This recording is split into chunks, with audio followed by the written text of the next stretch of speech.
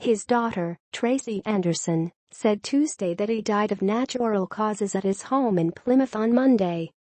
He had been suffering from dementia for around 10 years, she said.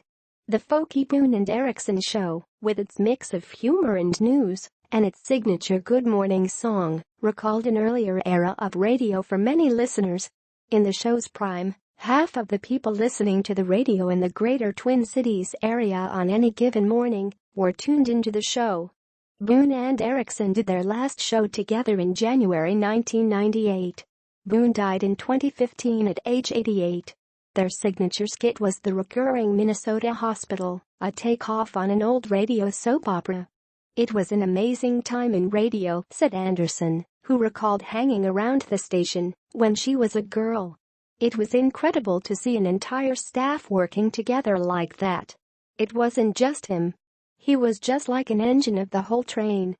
Erickson, who grew up in the southern Minnesota town of Winthrop, also endeared himself to generations of Minnesota schoolchildren by delivering school closing announcements on snowy mornings in his deep baritone voice. He said the epitaph on his tombstone would be Roger Erickson, 2 hours late, now closed, Anderson said. Erickson was one of the original inductees into the Minnesota Broadcasting Hall of Fame in 2001. Besides his wife, Margaret, he is survived by Anderson, her husband, Scott, and 2 grandchildren. A son, Steve, died in 2008. His memorial service, open to the public, will be at 10 a.m. November 10 at the Lafayette Club in Orono. Anderson expects people who worked with him will be speaking.